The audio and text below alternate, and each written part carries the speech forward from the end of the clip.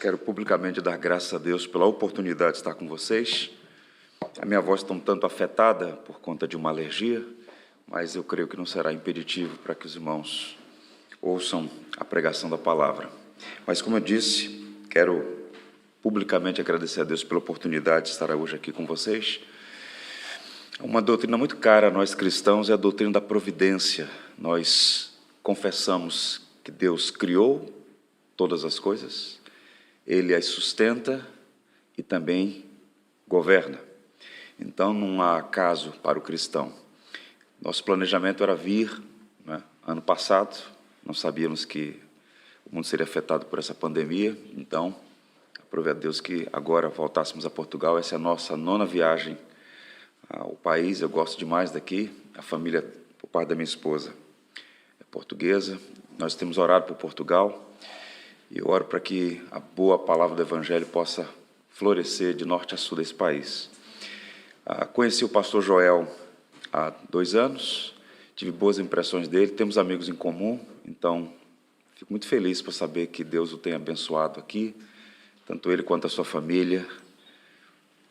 Pude conviver um pouquinho com eles desde ontem, as crianças, e louvo a Deus pela vida de vocês, que o bondoso Deus continue cuidando. Encorajo os irmãos a seguirem amando o pastor, cuidando dele, da sua família. Tenho viajado o Brasil e outros lugares do mundo e percebo que uma das maiores dádivas que Deus pode conceder à igreja local são bons pastores. Pastores que amam a palavra, que amam a Cristo, que amam as pessoas. E vocês têm aqui homens assim, que servem a Deus, servem a igreja. Trago um abraço fraterno da Igreja Batista do Jardim Botânico, na qual sou pastor. Por 13 anos eu fui pastor na Igreja Batista Betel, em Mesquita, e agora, há 5 anos, ali no Jardim Botânico. A igreja fica numa região muito bonita do Rio, é o cartão postal do Brasil, a Zona Sul, tem ali o Corcovado, o Pão de Açúcar, as praias, a Lagoa Rodrigo de Freitas. Alguns irmãos aqui são do Brasil, e de fato é um lugar muito bonito. O bairro leva o nome por conta do Jardim Botânico, né? Um jardim que começou sua organização no início do século XIX, tem relação direta com Portugal, porque quem tomou essa iniciativa foi Dom João VI, e é um lugar muito agradável. Os irmãos indo ao Brasil, por favor, nos visitem. Ficamos ali na Rua Jardim Botânico 86, com o professor Saldanha 110. Brinquei ainda há pouco com os irmãos que o Rio de Janeiro não é tudo isso que dizem na TV. Então, a cidade é um pouco mais complicada do que é dito na TV, mas vale a pena a visita. Então, memorizem lá o Salmo 91, aquela passagem: 1000 cairão ao teu lado, 10.000 à tua direita, mas tu não serás atingido. Olha para Cristo, como ainda há pouco disse o pastor Joel, e pode visitar lá a cidade maravilhosa. Bem, sem mais delongas, eu queria convidá-los todos a abrirem a Bíblia no Saltério. Vamos meditar no Salmo 3.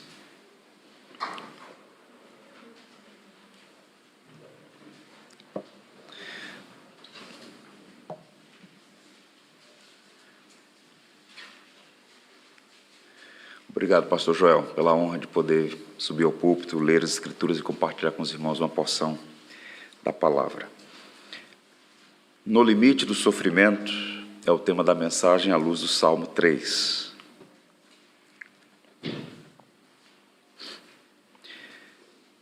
Senhor, como tem crescido o número dos meus adversários. São mais numerosos os que se levantam contra mim.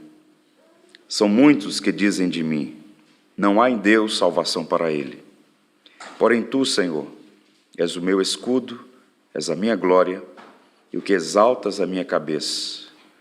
Com a minha voz clamo ao Senhor, e ele do seu santo monte me responde. Deito-me e pego no sono, acordo, porque o Senhor me sustenta. Não tenho medo de milhares do povo que tomam posição contra mim de todos os lados. Levanta-te, Senhor, salva-me, Deus meu, pois feres nos queixos a todos os meus inimigos, e aos ímpios quebras os dentes. Do Senhor é a salvação, sobre o teu povo, a tua bênção. Que o Senhor nos abençoe. O poeta inglês William Shakespeare apreciava muito o livro dos Salmos. A gente consegue perceber em suas obras ecos da poesia hebraica. Em um soneto sobre lamento, ele disse o seguinte: a cada nova manhã, novas viúvas pranteiam, novos órfãos choram, novos lamentos golpeiam a face do céu. Meus irmãos, se existe uma coisa que é inevitável no mundo no qual estamos todos inseridos, é o sofrimento. Todos nós sofremos por variadas razões. A vida não é indolor. Os poetas sabem disso. E o Saltério, que é um livro de poesias, está cheio de inúmeros lamentos. Via de regra, as pessoas pensam nos salmos como sendo apenas canções de louvor. Mas boa parte dessas poesias é formada de lamento. E os salmos são importantes porque nos ajudam a orar, nos ajudam a cantar e nos ajudam também a aprender a arte de lamentar, uma arte esquecida nas igrejas na atual conjuntura. É muito comum, lamentavelmente, falsos profetas anunciarem um tipo de cristianismo que prega isenção de dor e sofrimento. Pare de sofrer, é o discurso de algumas seitas. Mas quando nós olhamos para as Escrituras com honestidade intelectual, com integridade, que a gente percebe é que a Bíblia nunca ensinou isenção de sofrimento na jornada da fé. O que nós precisamos é olhar para as Escrituras e redimir algumas expressões. Uma delas é a palavra lamento. Ouçam, sofrimento não é karma, não é azar, não é destino impessoal, não é maldição hereditária, não é praga, nem mesmo castigo moral direto. O sofrimento existe porque nós vivemos em um mundo caído, afetado pela queda, pelo pecado. Nós sofremos e é inevitável, é inescapável. Nesse exato momento aqui, embora eu conheça poucas pessoas, eu sei que há gente sofrendo aqui. Costumo dizer que estamos todos passando por vales. Alguém que passou por um vale, está a caminho de um vale, ou está no meio de um vale. Portanto, os salmos nos ajudam a olhar adequadamente para o sofrimento, o lamento, e a encontrar no Evangelho de Jesus Cristo tudo que nós precisamos para enfrentar as lutas pelas quais passaremos inevitavelmente. E dos salmos todos, esse é interessante porque ele está na entrada do Saltério. O Salmo 1 e 2 formam, digamos assim, o prefácio desse precioso livro. E esse é o primeiro salmo que nós conseguimos identificar o seu autor. Talvez haja na sua Bíblia aí, eu peço a você que a mantenha aberta, um título que faz parte do texto original. Nem todos os títulos fazem parte, mas este, no caso, aqui faz. Diz assim, na versão ARA que eu leio: Salmo de Davi quando fugia de Absalão, seu filho. Repito, essa informação está no original. Não é uma nota adicional tardia, posta por tradutores da Bíblia. E essa nota nos ajuda a entender o contexto histórico a partir do qual Davi vai escrever essa poesia, o Salmo 3. Adianta aos irmãos que é uma história triste, pesada, sofrida, que não tem um final feliz, mas que é absolutamente necessária, porque é pedagógica, instrutiva. Davi está mergulhado em uma dolorosa experiência de traição, envolvendo a própria família, ódio, injustiça, pecado, e ele compõe esse salmo nos momentos mais difíceis da vida. Ele está em um conflito com o próprio filho, chamado Absalão. É a luta mais agonizante do rei de Israel. Eu queria contar para vocês o pano de fundo, a sinopse da história por trás do salmo. Davi tinha uma filha chamada Tamar. Era uma moça lindíssima. Era irmã de Absalão. Um de seus irmãos, meio-irmão, Aminon, sentiu-se atraído pela jovem. No livro de 1 Samuel, encontramos essa narrativa. Ele a seduz e abusa dela. Absalão, sem informado daquilo, começa a arder de ódio por seu irmão, mas se contém e aguarda pacientemente. Passados 3 anos, ele mata o próprio irmão. Davi, ao ser informado daquilo, fica indignado. Absalão foge para o país vizinho, para a Síria. Ele é casado a essa altura com uma mulher de Gesur, e Absalão fica 4 longos anos fora de Israel, até que um dos comandantes de Davi intercede por ele e diz: olha, meu rei, é chegada a hora de permitir que o jovem Absalão volte para o reino. E Davi, então, permite que Absalão volte a Israel, mas a palavra dele é a seguinte: que volte a Israel, mas que não contemple a minha face. Davi não quer ver o próprio filho. Davi só nega o perdão. A palavra diz textualmente: torne para casa e não veja a minha face. Foi permitido que ele voltasse para casa, mas não para o lar. Voltou para Jerusalém, mas não para o coração do pai. Podia andar em qualquer lugar da cidade, mas não podia ficar na presença do rei. E há razões secundárias pelas quais Davi está fazendo isso, razões de Estado, inclusive. Mas o principal ponto é que Davi está amargurado contra o próprio filho. Ele está ressentido pela morte do seu primogênito, Aminon. E o resultado disso é que Absalão experimentou um tipo de dor que é uma das mais avassaladoras que um ser humano pode experimentar: a dor de ser rejeitado. Com um agravante: rejeitado pelo próprio pai, a quem Absalão amava. Alguns anos atrás, para ser preciso, em 2002, eu fiz parte de um grupo de leitura dos Salmos, a partir de uma obra de um escritor chamado Eugene Peterson. E nessa obra ele diz o seguinte: o pecado se alimenta de pecado. A violação de Tamar alimentou a morte de Aminon, que alimentou o endurecimento do coração de Davi. Absalão respondeu ao pecado de Aminon pecando. Então Davi respondeu ao pecado de Absalão pecando. Absalão se livrou de Aminon matando-o. Então Davi se livrou de Absalão expulsando-o. Davi perdeu seu filho Aminon por causa do pecado de Absalão. Davi perdeu seu filho Absalão por causa do seu próprio pecado. Portanto, como eu disse ainda há pouco, é uma história triste, mas real. Aconteceu e continua acontecendo em todos os lugares do mundo. Absalão permanece banido, ele é um exilado dentro do próprio país, é um proscrito por ordem expressa do próprio pai. Ele não tinha uma vida, permaneceu assim por 4 longos anos. O que está acontecendo? Davi está disciplinando o filho, mas está errando na dose. A diferença entre o remédio e o veneno é a dosagem. Eu tenho 2 irmãs médicas com as quais converso sobre esses assuntos e elas dizem: a dosagem pode fazer diferença. E Davi está sendo muito duro, está recusando perdoar, retendo a graça, negando a misericórdia. E houve um momento, ouçam, que o veneno fez efeito. E Absalão está desistindo do amor do pai e passa a odiar o próprio pai. Ele faz uma conspiração contra Davi.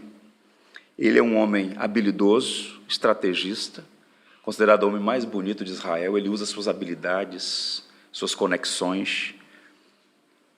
O livro de 2 Samuel diz que furtava o coração dos homens de Israel. Ele está envolvido numa conspiração de Estado. E ele é tão astuto, tão sagaz, que ele vai para Hebrom, onde Davi foi empossado rei. E dali, a partir dali, ele começa essa conspirata contra o seu próprio pai. Deflagrou uma revolta, proclamou-se rei, tomou Jerusalém, invadiu o palácio e tenta matar o próprio pai. E Davi então foge, fazendo o mesmo caminho que ele fez quando era jovem. Vejam como são as coisas. Aquele adágio: o mundo dá voltas.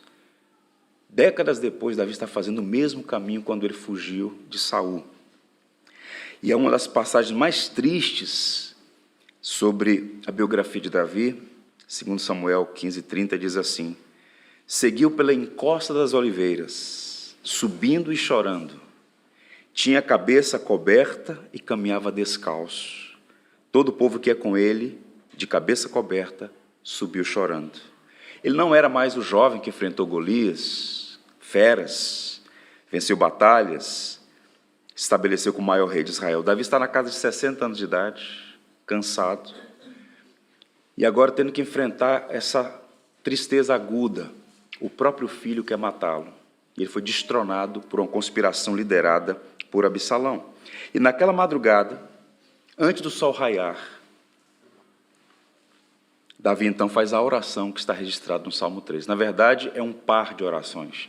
O Salmo 3 é a oração da manhã, o Salmo 4 é a oração da noite. Duas poesias forjadas no momento mais adverso da vida de Davi. E esse belíssimo salmo, que é um salmo de lamento, tem muita instrução. Ele foi arranjado, digamos assim, didaticamente. Observe que são 8 versos apenas, 4 estrofes, cada uma com 2 versos. E eu queria a atenção dos irmãos para pensar, então, sobre este belíssimo salmo. Os 2 primeiros versos falam sobre o lamento sincero de Davi. Observem: Senhor, como tem crescido o número dos meus adversários. São numerosos que se levantam contra mim. São muitos que dizem de mim, não há em Deus salvação para ele. Davi começa sua oração com lamento. Ele se queixa. Ele é honesto consigo mesmo ao encarar a realidade, ele reconhece as dificuldades. Davi não é um estoico falseando a realidade, suprimindo as emoções. Ele diz, Senhor, são muitos os meus adversários. São muitos que se levantam contra mim. Na leitura deles não há, nem mesmo em ti, salvação para mim. Davi está abrindo o coração e desabafando diante de Deus. E como isso faz bem, irmãos?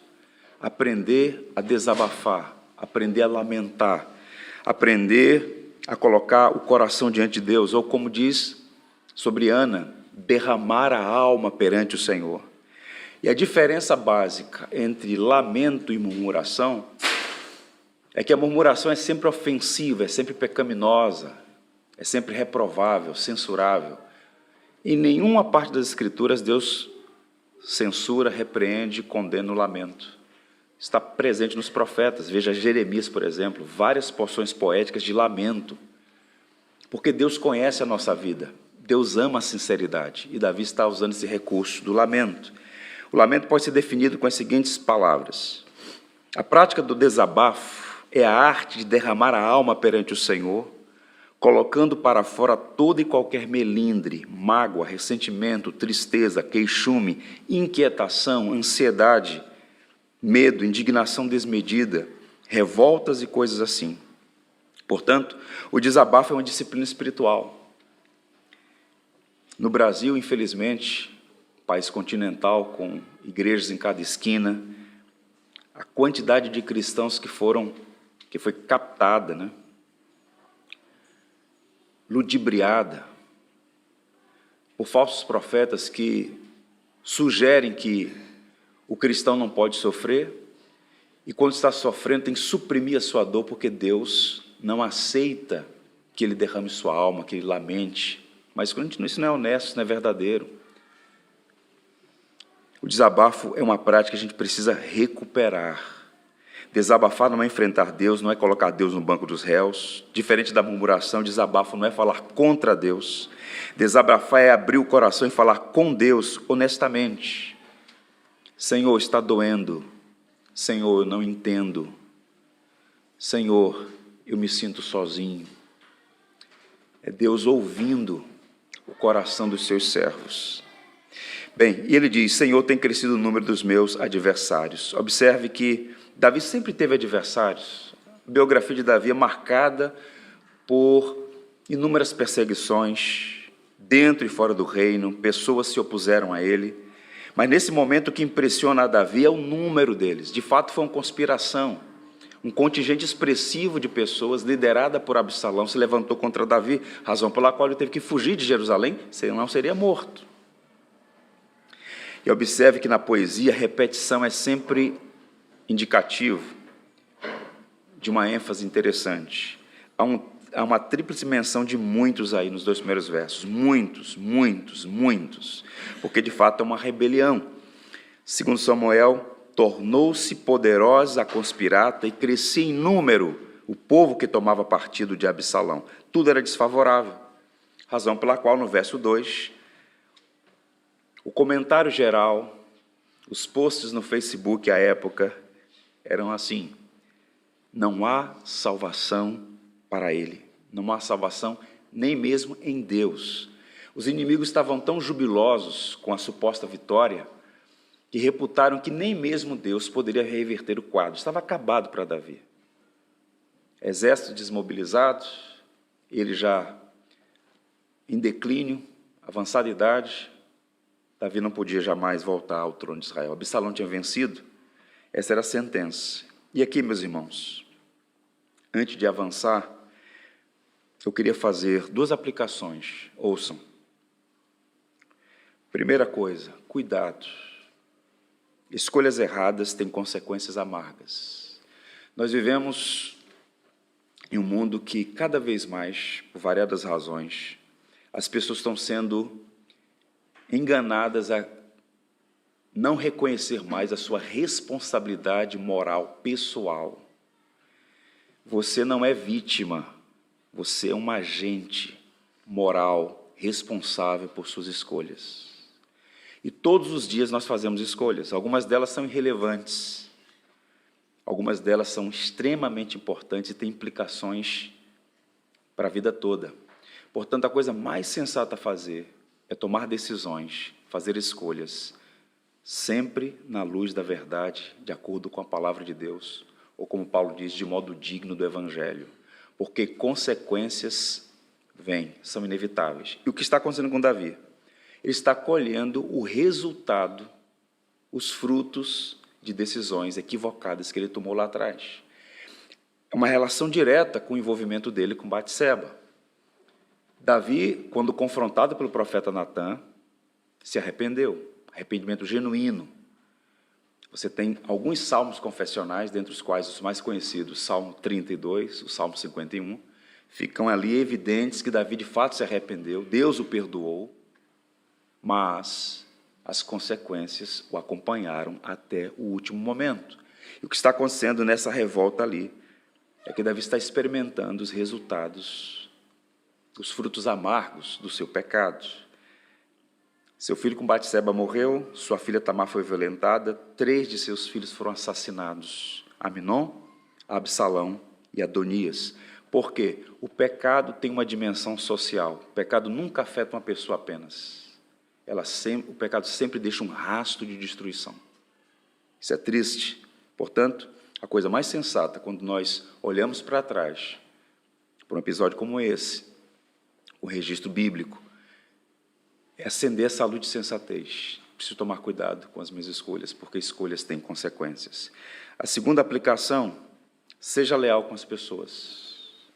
A lealdade é uma virtude do homem nobre, do caráter. Davi foi traído pelas pessoas mais próximas a ele. A lista é grande, vários traidores envolvidos, inclusive dentro do Estado.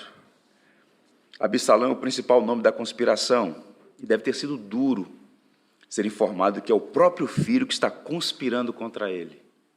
Uma deslealdade tamanha. Santo Agostinho, comentando essa passagem que envolve a vida de Davi, ele diz que Absalão, o filho desnaturado, representa Judas, discípulo impiedoso que traiu Jesus. A vileza de Absalão. Mas há uma pessoa nesse processo que é o mentor da revolta, é o arquiteto da conspiração. Seu nome é Aitofel. Aitofel era conhecido e respeitado no reino, homem de confiança de Davi, tinha cadeira cativa no Conselho de Estado, era considerado um profeta. De fato, ele era um habilidoso estrategista, boa parte das vitórias das campanhas militares de Davi, das alianças, quem estava por trás era esse indivíduo chamado Aitofel.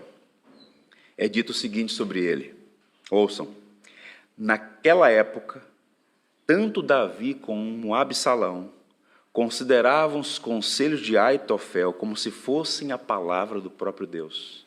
A autoridade dele, o peso da palavra dele era tão grande que tanto Davi quanto seu filho Absalão ouviam os conselhos daquele homem como sendo o conselho do próprio Deus. E o que aconteceu? Se ele era um homem de confiança de Davi, por que ele mudou de lado? Qual foi a motivação? Quando Aitofel percebeu que o futuro do Estado de Israel estava com Absalão e não mais com Davi, ele mudou de lado. O texto diz que Aitofel traiu Davi porque chegou à conclusão de que o futuro estava com Absalão. Mas havia um elemento sutil ali. por trás dessa decisão perversa. Tanto é que quando eles chegam à cidade de Jerusalém, a narrativa vai apontar nessa direção, Aitofel pede a Absalão 12.000 homens para sair em marcha e capturar Davi. Ele queria ver Davi morto. Tamanha a animosidade, mais do que isso, ódio que ele nutria no coração por Davi. E eu fico perguntando, por que esse homem, que era tão próximo a Davi, que foi um amigo para Davi, um estrategista do Estado de Israel, agora se torna tão cruel e vil contra o seu rei, Davi? Observe, lembra que eu disse aos irmãos que o pecado tem uma dimensão social? Aitofel é o avô de Batseba. Ele é pai de Eliã, pai de Batseba. Ou seja, aquela situação envolvendo Davi afetou toda a família. Em alguma medida foi uma desonra que ele nutriu no coração e no momento oportuno, ele então busca vingar-se de Davi. Tanto é que o texto vai dizer, então fizeram saber a Davi, dizendo, Aitofel está entre os que conspiram contra Absalão, com Absalão, pelo que disse Davi, ó Senhor, peço-te que transtornes em loucura o conselho de Aitofel. Davi, quando é informado que o mentor da conspiração era Aitofel, ele faz uma oração, Senhor, não permita que prospere o conselho dele, porque de fato ele era um estrategista. Isso afetou tanto a Davi que ele fez um salmo, uma poesia, falando sobre traição. O Salmo 55 é um salmo de Davi sobre a traição de Aitofel. Portanto, a aplicação é essa, não seja um Aitofel na vida de ninguém. Aitofel não teve um bom fim e pessoas desleais não têm bom fim. Serão sempre disciplinadas pelo justo juiz. Quando Aitofel deu aquele conselho a Absalão, por um desígnio da providência, pelo desígnio da mão invisível que a tudo dirige, Absalão não deu ouvidos a Aitofel, mas ouviu um agente de Davi que estava infiltrado ali, Abissai. Curioso isso. Então Absalão não autorizou a perseguição, razão pela qual Davi foi poupado. E quando Aitofel sai daquela reunião, o texto diz que ele tirou a própria vida. Coisa triste, que fim horrível. Então, o conselho, à luz do Evangelho, a todos nós, que por algum motivo nos sentimos traídos, somos alvo de alguma deslealdade, de alguma perversidade, apresentar essa pessoa diante de Deus. A mim pertence a vingança, diz o Senhor. É o Senhor quem julga os nossos adversários. Portanto, é uma boa aplicação para nós, que tal como Davi, por vezes somos envolvidos em situações de deslealdade.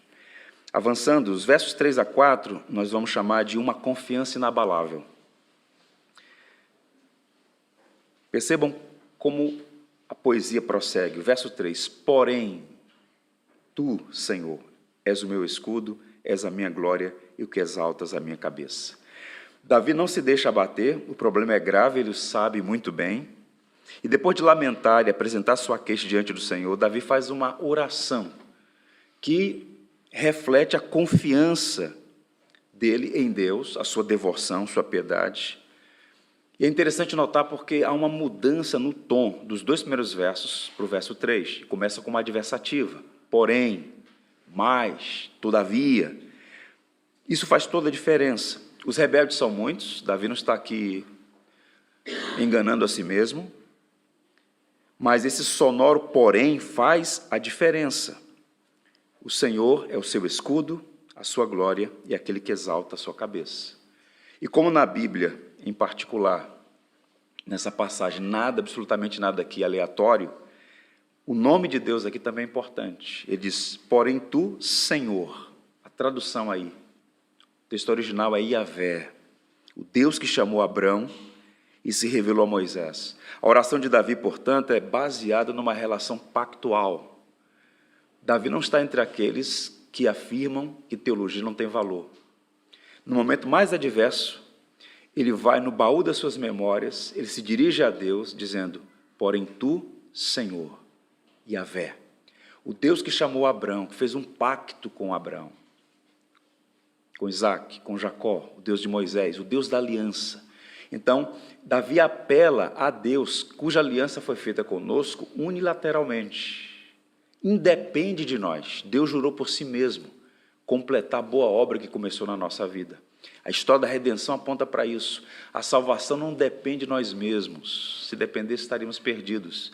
É Deus quem dirige a história, e mesmo aqueles momentos mais adversos, para os quais quem está de fora olha e diz, não há esperança. Nós precisamos apelar para o Deus da aliança e apresentar a Ele as nossas aflições. É o que Davi faz aqui.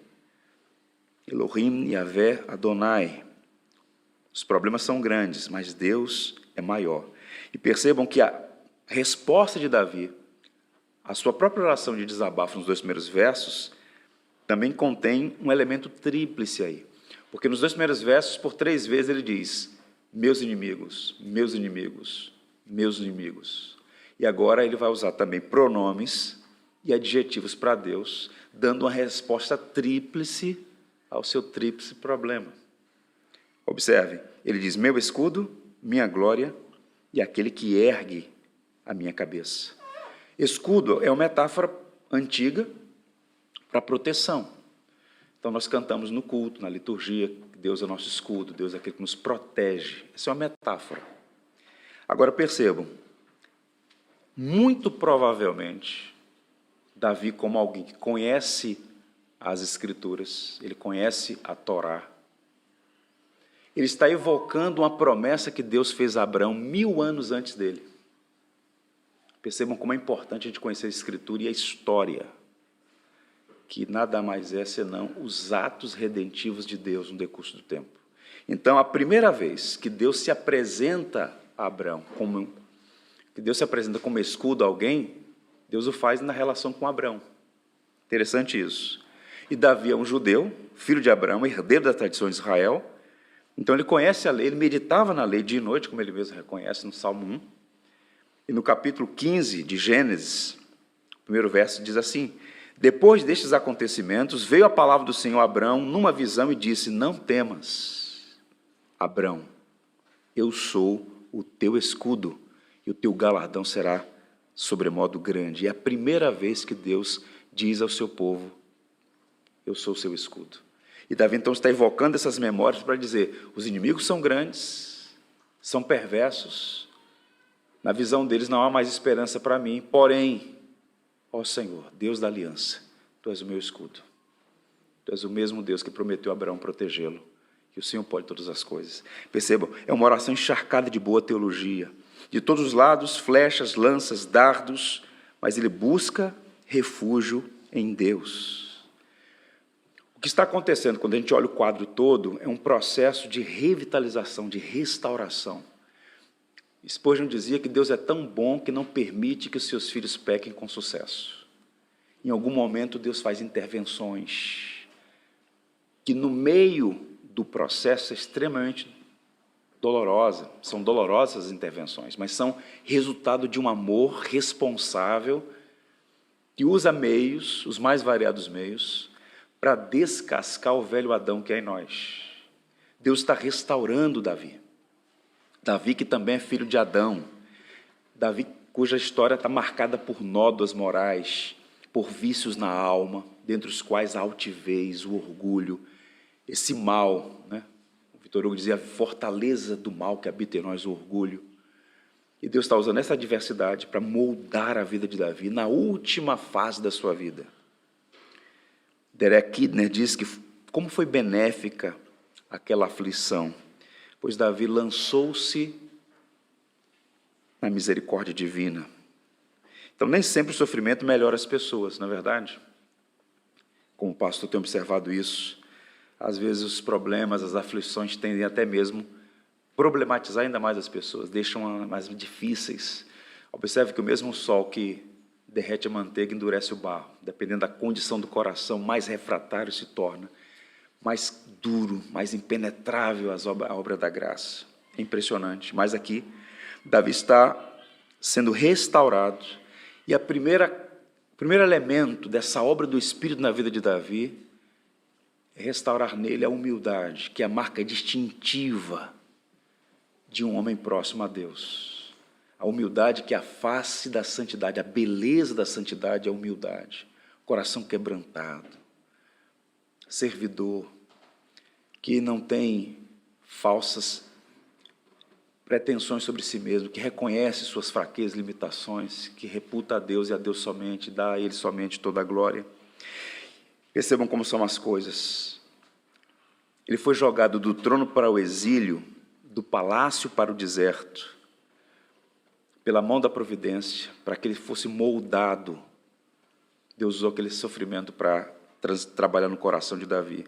E a própria geografia aponta para isso. É muito curioso, porque a geografia de Israel, a topografia, está no pano de fundo dessa história toda. Porque Davi está no alto, está em Jerusalém, uma cidade construída num alto.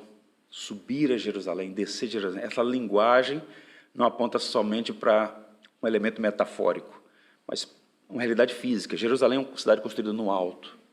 E Davi estava no palácio, em Sião, e ele é colocado agora no deserto. Ele está fazendo um caminho para baixo.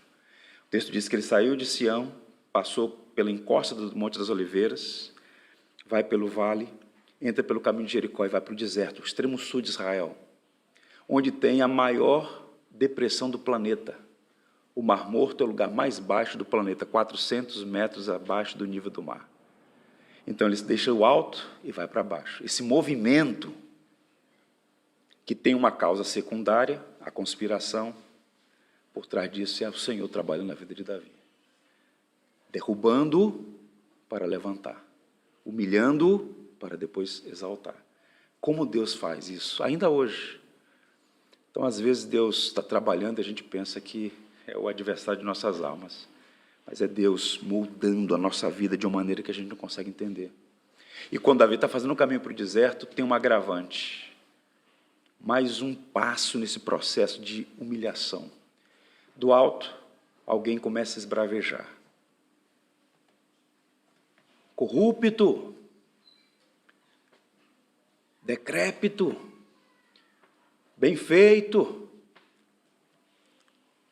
E começa a dizer impropérios contra Davi. É Simei, parente de Saul, diz absurdos para Davi. Assassino, velho ordinário, homem de sangue, filho de Beliel, bem feito, rei corrupto e assassino. Você está recebendo o troco dos seus pecados. Ao lado de Davi tem um comandante, um oficial, ergue a espada e diz: quem é esse cão para falar assim com meu senhor? Eu vou cortar a cabeça dele. E quando o oficial se dirige, Davi então, não. Ele está certo. Esse homem está sendo usado por Deus para falar a mim. Eu sou tudo isso que ele está dizendo. Percebam que o que Simei está fazendo é errado, mas por trás das motivações erradas dele, Davi está sendo humilhado, quebrantado. Então, todo o processo extremamente doloroso está sendo necessário. E esse movimento do alto para baixo é Deus trabalhando, restaurando a vida de Davi. Isso é interessante por demais. Bem, mais um dardo, e Davi está dizendo: o Senhor é meu escudo, o Senhor é quem de fato me protege. Ele não se justifica, ele estava ali diante daquela situação, exposto por completo, diante da sua família, as pessoas mais próximas a ele, mas aquele pecador, carente da misericórdia e da graça de Deus, está sendo protegido, em alguma medida, pelo Senhor. Segundo, Davi fala assim: minha glória. Isso aqui é muito lindo, gente. A palavra é kabod. Literalmente significa peso, de onde derivam as noções de influência, importância, dignidade, aquilo que confere respeito. Quando alguém diz assim, a palavra de fulano tem peso, tem importância, quando ele diz ou quando ela fala, as pessoas ouvem. É a palavra kabod, peso. O que Davi está dizendo é: vejam os sinais da providência moldando a Davi. O Senhor é o meu escudo. O Senhor é a minha glória. Sabe o que significa isso? Em outras palavras, eles podem tirar o trono, a coroa, o palácio, as honras, a riqueza, mas eles não podem tirar o bem maior. O Senhor é a minha glória. O Senhor é tudo. Eu tenho o Senhor. Ele está no meio do deserto, despido de todas as honras, de todas as glórias, humilhado. Ele diz, eu encontrei o bem maior. O Senhor é minha glória. O Senhor é suficiente. Meus irmãos, que bênção aquela aflição. Spurgeon dizia que aflições são bênçãos disfarçadas, se elas nos colocam no caminho certo novamente. Porque, observe, coisas são boas. Toda boa dádiva procede de Deus. Mas elas se tornam laços terríveis quando elas nos roubam a glória. E a nossa glória é o próprio Deus, a fonte de toda a benesse, a fonte de todo bem, a fonte inesgotável de toda alegria. Quando coisas começam a ocupar o lugar de Deus na nossa vida, essas coisas se tornam ídolos, e ídolos nunca satisfazem a nossa alma. Morar bem é bom. Ter coisas boas, confortos, uma boa família, sentar à mesa, uma boa refeição. Essas coisas todas vêm de Deus a nós. Mas se elas por si só forem a razão última de toda a nossa vida, isso é um laço. E por vezes Deus precisa tirar algumas coisas, não porque seja mal, Deus não é. Deus é plenamente bom. Mas por vezes algumas coisas precisam ser perdidas para que nós encontremos o tesouro maior. E Davi está dizendo, naquele meio do deserto, o Senhor é minha glória. O Senhor é tudo para mim. Portanto, que Deus seja para nós o amado de nossa alma, a fonte inesgotável de nosso contentamento. Porque as coisas passam e passam muito rapidamente. O tempo voa, as pessoas passam. Essa pandemia mostrou claramente, entre outras coisas, a nossa completa dependência de Deus. Não temos nada, absolutamente nada. Presunçosamente achamos que temos gerência da vida, mas você não tem autoridade, competência, prerrogativa, nenhuma condição de afirmar com segurança que estará vivo amanhã. A vida é um sopro, a vida é uma neblina, é um palmo, diz Moisés no Salmo 90. É Deus quem a dá e Deus quem a tira. E não são apenas idosos que falecem, crianças falecem. Não são apenas os doentes que morrem. Atletas em pleno vigor físico morrem. É Deus quem chama, usando meios, mas é Deus, o Senhor da vida e da morte. Portanto, a coisa mais sensata, num curto, breve tempo que temos desse lado da existência, é dizer como Davi, em toda e qualquer circunstância, o Senhor é minha glória. Quer seja numa mesa farta ou num tempo de penúria. Quer seja em pleno vigor físico ou numa cama de hospital. O Senhor é minha glória. Podem tirar tudo, mas não podem tirar o Senhor. É o bem supremo. É isso que motivava o apóstolo Paulo no cadafalso, na antessala da morte, na prisão marmetina em Roma, escrevendo para Timóteo, falando do Evangelho. Porque Paulo sabia que a morte não tem a última palavra. Morrer, partir, estar com Cristo. A nossa leve e momentânea tribulação é irrisória, perto da glória que nos está destinada. Nossa pátria é no céu, irmãos. E o grande problema dos cristãos na atual conjuntura é que foram tão fascinados com as coisas que perderam de vista aquele que é a fonte de todo bem. E Davi está sendo recuperado, sua visão colocada no devido lugar, por meio de uma aflição extremamente adversa. Ele diz ainda, o que exaltas a minha cabeça, escudo, glória e honra. Há uma versão que eu gosto muito, que é o verbo erguer. O Senhor é quem ergue a minha cabeça. Essa expressão foi empregada deliberadamente para fazer um contraste. Percebam, o quadro de tristeza, de vergonha, dor. Mas a graça está transformando o cenário.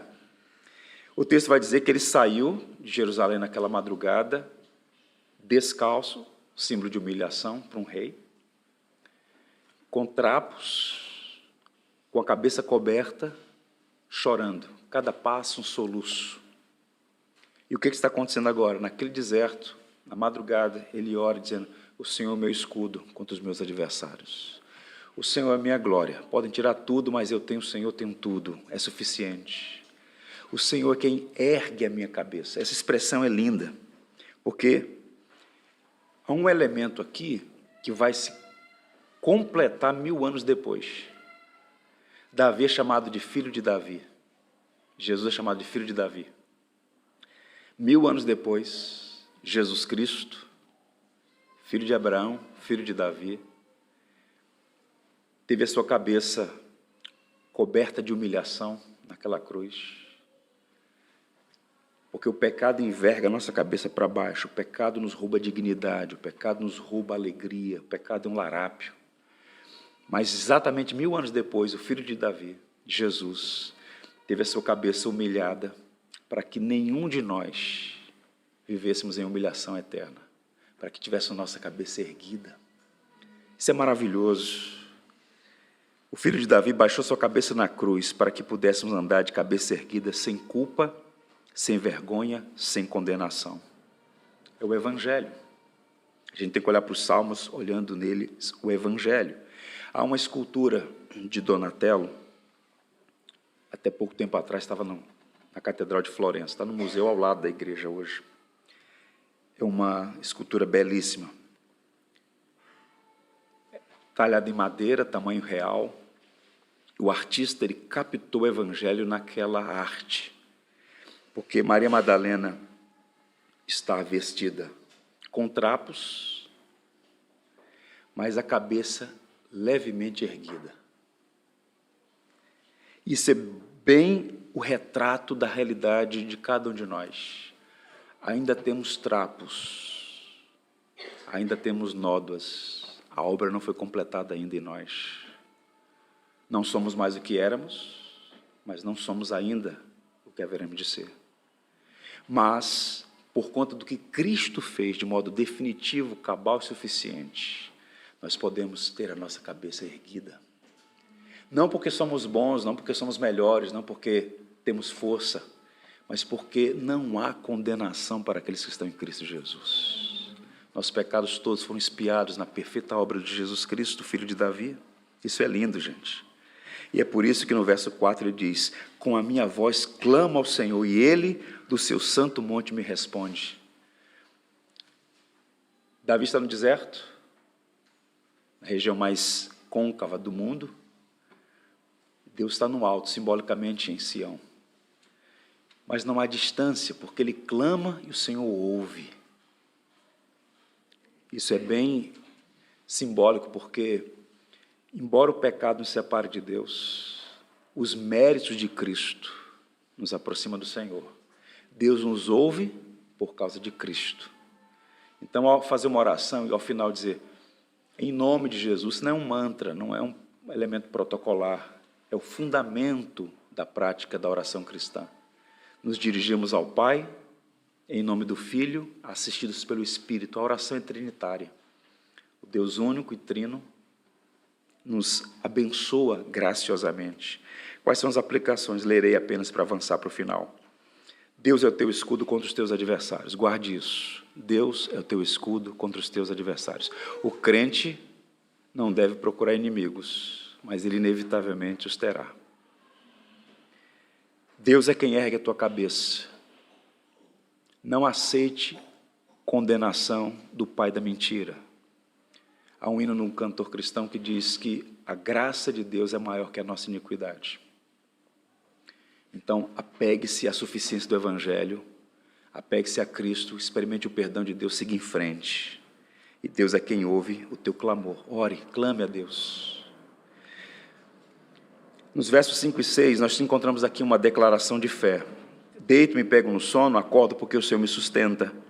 Não tenho medo de milhares do povo que tomam posição contra mim de todos os lados.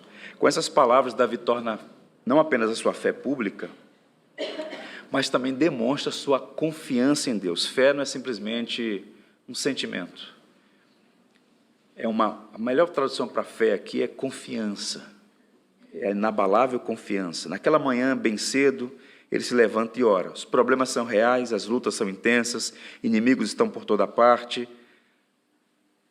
Mas há uma coisa aqui dissonante. Eu deito e logo pego no sono. Como isso é possível? Eu acordo pela manhã, tranquilo. Davi dormiu no meio de uma crise enorme. A pergunta é por quê, ou melhor, como isso é possível? Como é possível alguém dormir no meio de uma crise financeira, familiar, sanitária? As crises variam de intensidade, de grau de duração, mas elas estão por toda parte desde que o mundo tornou-se esse mar de lágrimas por conta do pecado. Como é possível experimentar paz no vale? Um comentarista alemão, Delitzer, disse: a mão de Deus foi o travesseiro dele. Ele pôde descansar em Deus. Isso é algo que você não experimenta por outra pessoa. É bem pessoal. Cada cristão, cada discípulo de Jesus tem que ter sua própria experiência. É o que Paulo chamou de paz de Deus que excede todo entendimento. As circunstâncias continuam, do ponto de vista humano, as mesmas. Davi ainda está no deserto. Há um conspirador no trono, mas ele pode experimentar paz no vale. O mesmo Davi diria no Salmo 30, ao anoitecer pode vir o choro, mas a alegria vem pela manhã. É Deus quem sustenta os seus filhos na bonança e nas angústias. Confiança em Deus. Há um hino num cantor cristão, o hino 314, nós cantamos muito em nossas igrejas no Brasil. Não recearei, nada temerei, descansando no poder de Deus. Tenho paz e amor junto ao meu Senhor, descansando no poder de Deus. Luta sem cessar, hei de atravessar, descansando no poder de Deus. Não me deixará, mas me susterá, descansando no poder de Deus. E o coro diz: descansando nos eternos braços do meu Deus, vou seguro descansando no poder de Deus. Que experiência maravilhosa. E oro para que essa mesma confiança de Davi no vale, no deserto, você também possa experimentar. Últimos versos, versos 7 e 8, nós podemos chamar de um apelo por justiça. Levanta-te, Senhor, salva-me, Deus meu, pois feres nos queixos a todos os meus inimigos e aos ímpios quebras os dentes. A petição final aqui é um apelo por justiça e tem um duplo propósito. Primeiro, Davi pede salvação para si e a destruição dos seus inimigos, que ele sofra uma derrota acachapante. Esses versos são dissonantes para nós porque parece que destoam com o espírito cristão. A linguagem é violenta. Vejam, ferir no queixo, quebrar os dentes. O cristão pode fazer esse tipo de oração? Os salmos imprecatórios são salmos de maldição, que estão no saltério. E quando a gente lê isso aqui, não, isso aqui é do Antigo Testamento, passa. Ora, seria estranho se alguém no culto dissesse: Senhor, quebra os dentes dos nossos adversários, fere nos queixos dos nossos inimigos. Mas eu diria o seguinte: são metáforas conhecidas no mundo antigo que contêm preciosas verdades para nós hoje. Percebam, o golpe no queixo era o clímax do insulto e mostrava que todo espírito e poder de resistência havia terminado. Davi está usando uma linguagem poética, de força, de violência, para dizer: Senhor, eu não posso, mas o Senhor pode, faz justiça. Eu peço que o Senhor golpeie o queixo. O Mike Tyson dizia que todos têm um plano até que levem um soco no queixo. Porque o soco no queixo coloca o mais forte dos atletas no chão. É uma pancada que desestabiliza. O que Davi está dizendo é o seguinte: eles estão articulados, são fortes, são numerosos, estão cheios de si, de vanglória. Ah, Senhor, acerta o queixo deles. Destrói a altivez de espírito dessa gente. Ele está clamando por justiça. A igreja tem muitos adversários. Esse é um tempo de numerosos adversários, visíveis e invisíveis. A gente precisa orar assim: Senhor, acerta o queixo deles. A nossa força é pequena, somos fracos em nós mesmos, mas o Senhor pode acertar os queixos dos nossos adversários. Arrebenta os dentes, também uma linguagem metafórica. Assim como as bestas selvagens, Davi conhecia muitas delas ali, o texto vai dizer que ele lutou com ursos e leões e tal. Então Davi usa essa linguagem para dizer o seguinte: Senhor, desdenta essas feras selvagens. Porque percebam, nossos inimigos são inimigos vencidos como leões desdentados. O que é um leão sem as garras e os dentes? Um gatinho acima do peso. não é verdade? Tirou os dentes, tirou as garras. Então Davi está dizendo, Senhor, eles são ferozes, eles querem me destruir, e eu peço que o Senhor tire os dentes, quebre os dentes deles. Faz isso. Então, portanto, em linhas gerais, Davi está apelando por justiça, mas o Senhor está trabalhando no coração dele a humildade, como eu já disse aos irmãos, moldando o coração dele. Como é que essa história termina? Eu disse aos irmãos que não tem um final feliz. Depois do golpe de Estado, uma guerra civil é deflagrada em Israel.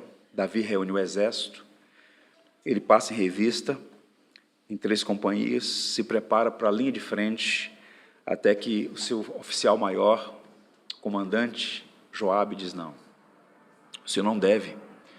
O Senhor, nosso rei, vale por 10.000 homens. Fique, nós vamos. E se o Senhor quiser, o Senhor nos dará vitória. O exército sabia que é Deus quem estabelece reis e destitui reis. Então, Davi acorda, ele consente, e ele faz um pedido ao exército. Um pedido que revela que o seu coração não era mais o mesmo coração quando saiu daquele palácio naquela madrugada. Ele diz assim, por amor a mim, ele não dá uma ordem, ele faz um pedido. Não é um homem altivo, é um pai com o coração apertado. Por amor a mim, tratem bem o jovem Absalão. Davi não era mais a mesma pessoa. Ele não desperdiçou seu sofrimento. Seu coração foi transformado. Ele perdoou seu filho, revelou grande amor. Tratem com brandura o jovem Absalão. A rebelião é frustrada, Davi volta ao trono, mas Absalão é morto. As consequências do pecado são devastadoras. E quando ele é informado da morte do filho, ele faz uma das ações mais tristes que um homem pode fazer. Ah, meu filho Absalão, meu filho Absalão, quem me dera ter morrido em teu lugar. Ah, Absalão, meu filho Absalão. A aplicação final é a seguinte, irmãos. O perdão tem o poder de evitar tragédias maiores que as ofensas. Perdão. Se Davi pudesse voltar atrás, se nós pudéssemos voltar atrás, ele teria chamado Absalão no palácio, teria dado um abraço de reconciliação e um beijo de perdão. Davi foi um bom pai para os seus filhos. Eu não partilho da ideia de que Davi foi um mau pai, um péssimo pai. Davi era um homem cinza, era uma amálgama, luzes e trevas, virtudes e vícios. Em sua jornada ele pecou contra Deus, ele pecou contra a sua família, contra os seus amigos, contra o reino, contra o povo, mas é o único homem nas Escrituras que é chamado homem segundo o coração de Deus. Mas naquele momento da história, ele tomou decisões erradas que afetaram a vida dele e da sua família, e ao tornar o seu coração refratário, endurecido em relação ao próprio filho, ele pecou de uma maneira que não pôde livrar-se das consequências, e agora está lamentando a morte do seu próprio filho. Portanto, ouçam, meus irmãos, perdoem enquanto vocês têm oportunidade para perdoar. Todo dia pode ser o último dia, pois o tempo passa e as pessoas também. E reter o perdão é reter a graça. Quando Jesus ensinou a oração do Pai Nosso, ele falou sobre essas questões.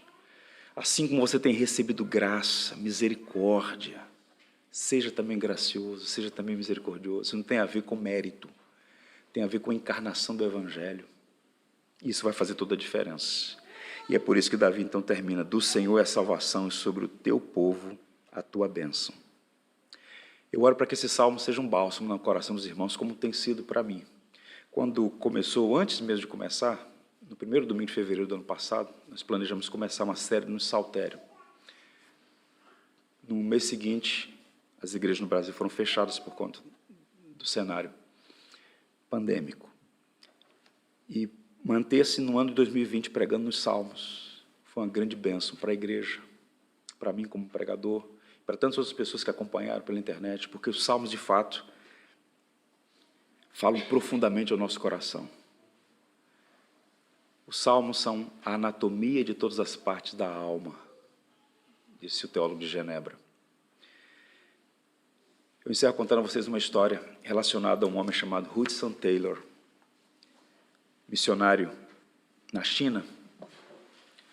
Taylor foi para aquele país a fim de servir o Senhor, era um homem piedoso, um bom teólogo. Deus o usou poderosamente, mas isso não o isentou de passar por aflições. Ele passou muitos problemas ali. Em um dado momento, ele passou por experiência amarga de sepultar uma filha, a quem ele amava profundamente. Ele entrou numa crise profunda. Aflições desestabilizam nossas emoções. Ele ficou perdido naquele momento. Ele então tirou um tempo de retiro espiritual, de reflexão, e começou a orar. Foi para os Salmos, aprendeu a resgatar a prática do desabafo, do abrir o coração, falou: não entendo, Senhor, está doendo. E Deus trabalhou no coração dele. Quando ele saiu daquele momento, daquele tempo de reclusão, reflexão, ele colocou na porta da casa dele, a base missionária que ele liderava, 2 frases em hebraico. A primeira, Jeová Jireh. A segunda, Ebenezer. E quando alguém perguntava por que aquelas expressões, e ele dizia: quando eu olho para trás, eu posso dizer, até aqui me ajudou o Senhor. E quando eu olho para frente, o Senhor proverá. Não sei quais são os caminhos de Deus, mas sei que tudo que Deus faz é bom, justo e perfeito. Portanto, que suas aflições aproximem você mais do Senhor. Você experimente graça, tal como Davi experimentou. Amém? Podemos orar? Vamos falar com Deus. Ó Deus, bendito Pai, nós te louvamos porque o Senhor é nosso escudo, nossa glória, é aquele que ergue a nossa cabeça. Passamos por aflições, temos lutas, por vezes nos encontramos cercados por numerosos inimigos, mas temos a Ti, temos tudo que precisamos para seguir em frente. A Tua graça é suficiente, portanto nós queremos confiar tão somente em Teu cuidado paternal, manter os nossos olhos em Cristo, aquele que baixou a cabeça na cruz para que a nossa pudesse ser erguida. Ser conosco em nossa jornada, temos lutas, há mais perguntas do que respostas, mas nós oramos para que as aflições pelas quais passamos não sejam desperdiçadas, mas que o Senhor use cada uma dessas adversidades para moldar a nossa vida à imagem de Cristo. Abençoa esta igreja, sua liderança, cada um de seus membros, a fim de que ela amadureça a cada dia na fé e possa continuar cumprindo a vocação de ser luz do mundo e sal da terra aqui em Faro, em toda Algarve, em toda Portugal. Te louvamos por esta manhã abençoada, quando nos reunimos para lembrar que a morte foi vencida, que o túmulo está vencido. Podemos crer no amanhã porque Ele vive. E a Ele, o Cristo crucificado e ressurreto, por meio de quem nós oramos, tributamos honra, glória e louvor. Amém.